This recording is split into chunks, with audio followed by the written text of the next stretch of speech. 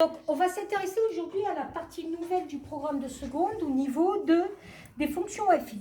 Donc, j'ai placé deux points A et B, qui sont donc deux points qui représentent la droite AB à partir du tableau des degrés Celsius et des degrés Fahrenheit.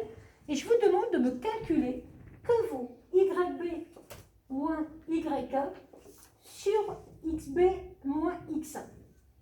Donc ça, c'est ce que je vous demande de faire et on va essayer de voir s'il y a un lien qui se passe si on change de point de la droite. Donc, qu'est-ce que c'est que le Y quand on a un point? L'ordonnée. Et on le voit comment, le Y?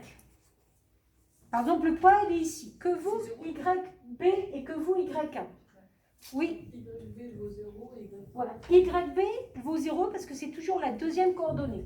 Donc, YB vaut 0. Que vaut YA? Oui. 32, c'est la deuxième coordonnée. Sur XB, que vaut XB? Première coordonnée, moins 18. Moins XA, 0. Donc là, vous arrivez à moins 32 sur moins 18. Est-ce que quelqu'un peut me faire le calcul à la calculatrice pour me dire sur combien vous tombez? Donc 32 sur 18.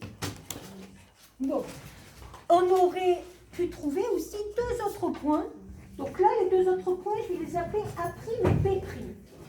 C'est deux autres points que j'ai pris qui appartiennent aussi à peu près à cette droite. Donc ça fait combien?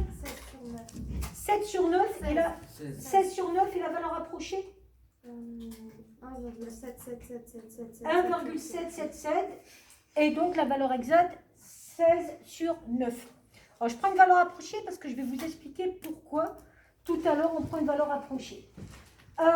Si je prenais deux autres points de la droite, alors j'ai pas pu les dessiner ici parce que mon échelle ne me permet pas de les dessiner. Vous avez vu, moins 273, je serai de l'autre côté là-bas, donc je ne les dessine pas. Mais je vais faire exactement la même formule. Si je fais la même formule, ça me donne quoi cette formule? Dites-moi. Alors d'abord, YB' moins YA' sur XB' moins XA'. Donc, Y, c'est toujours la deuxième coordonnée. C'est quoi la deuxième coordonnée ici pour le point B'?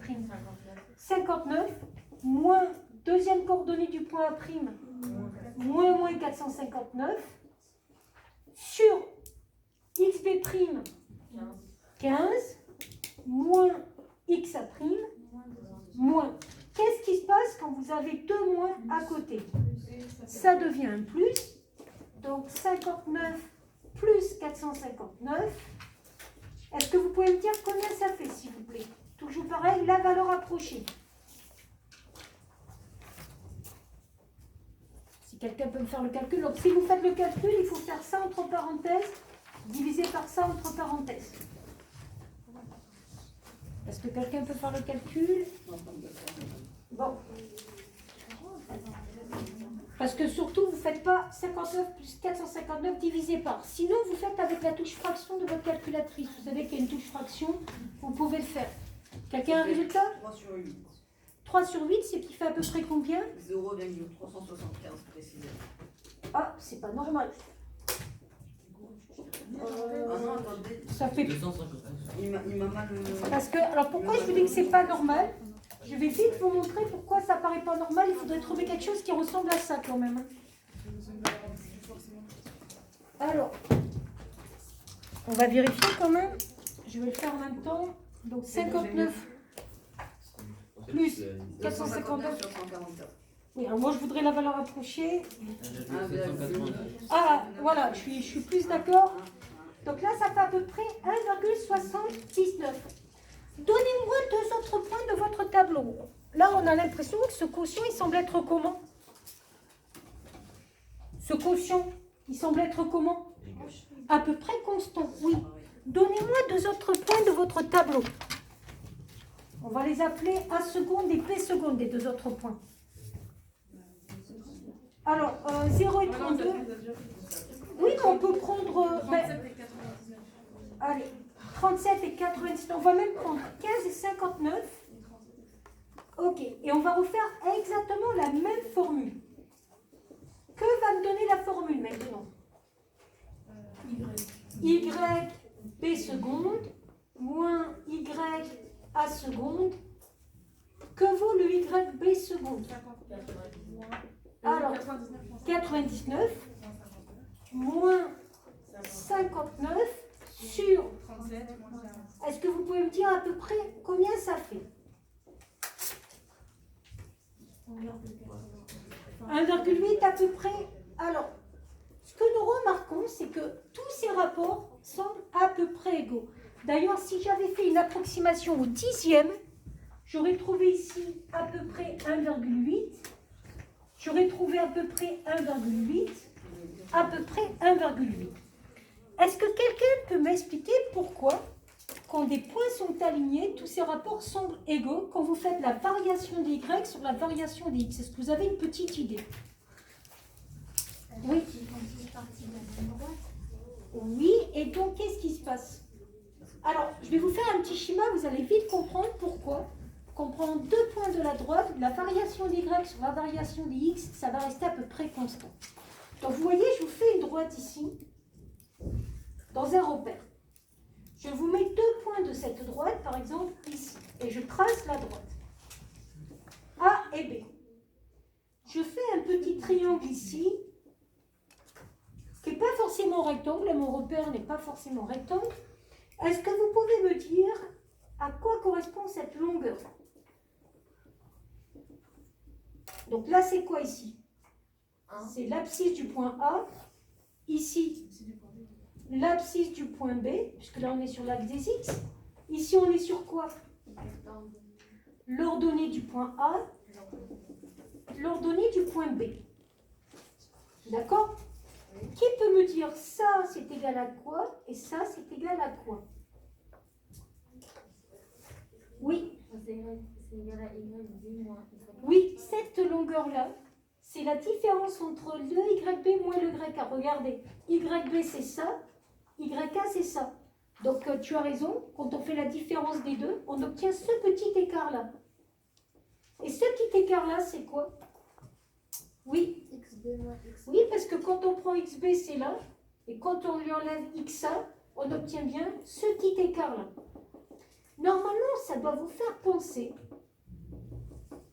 à quelque chose que vous avez appris en troisième au niveau de la trigonométrie.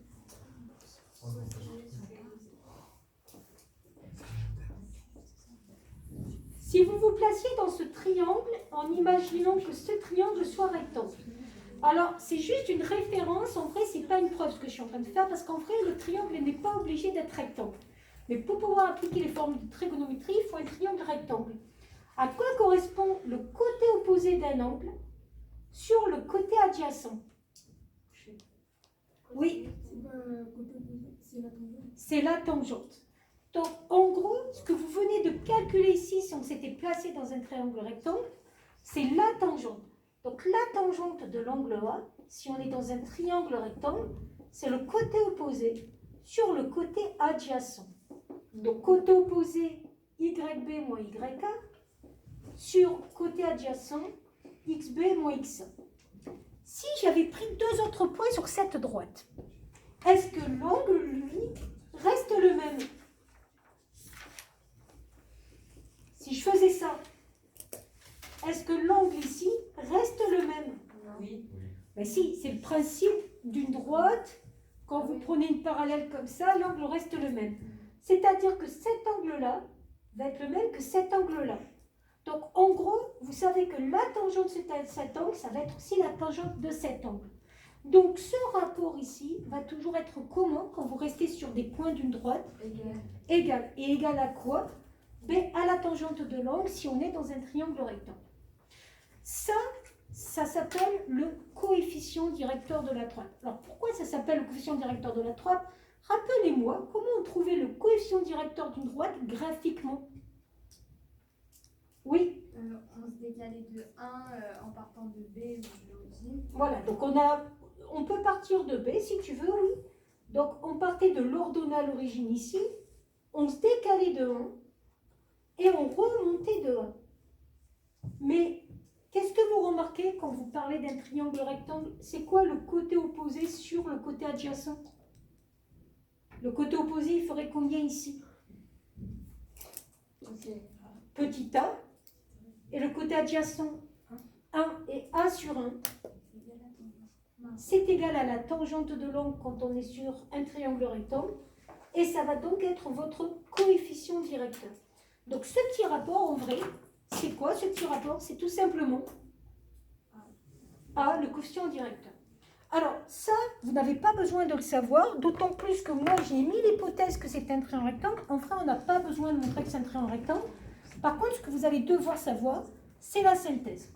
Donc, vous commencez à mettre synthèse, coefficient. Ah, vous avez pas écrit ça? Ah non, vous avez dit qu'on Bon. Alors, écrivez, hop, on était juste